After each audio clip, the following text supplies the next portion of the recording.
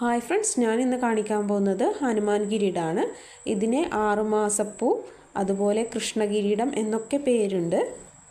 ഇത് കാണാൻ നല്ല ഭംഗിയാണ്. റെഡും ഓറഞ്ചും മിക്സ് ആയിട്ടുള്ള പൂവാണ്.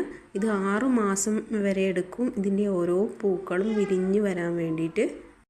വേരിൽ നിന്ന് പൊട്ടിയിട്ടാണ് പുതിയ ചെടികൾ ഉണ്ടാകുന്നത്. ഒഴിഞ്ഞ പറമ്പിലൊക്കെയാണ് ഇത് സാധാരണ കാണുന്നത്. ഓണത്തോടനുബന്ധിച്ചാണ് ഇത് കൂടുതലായിട്ട് കാണുന്നത്. അപ്പം ഓണ ആഘോഷത്തിന് നമ്മൾ പണ്ട് കാലങ്ങളിൽ ഉപയോഗിച്ചു കൊണ്ടേയിരുന്ന ഒരു പൂവും കൂടിയാണ്.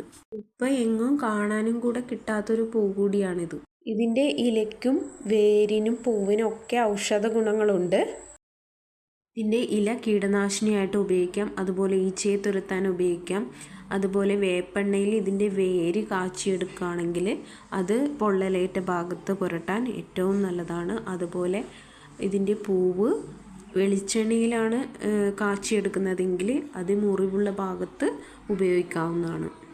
100 ഗ്രാം പൂവിന് 400 ഗ്രാം വേപ്പെണ്ണ എന്ന നിരക്കിലാണ് കാച്ചിയെടുക്കുന്നത്. ഇതിൻ്റെ ഇലയിട്ട് തിളപ്പിച്ച വെള്ളം ആറിയതിന് ശേഷം നമുക്ക് താളിയായിട്ട് ഉപയോഗിക്കാം. ഈ ഹനുമാൻ കിരീടത്തിൻ്റെ വീഡിയോ ഇഷ്ടമായവർ സബ്സ്ക്രൈബ് ചെയ്യാനും കമൻറ്റ് ചെയ്യാനും ഒന്നും മറക്കല്ലേ. ഇത് കാണാൻ തന്നെ എന്തു ഭംഗിയല്ലേ. ഇത് ഇപ്പം എവിടെയെങ്കിലും ഇങ്ങനെ കാണാൻ കിട്ടുന്നുണ്ടോ?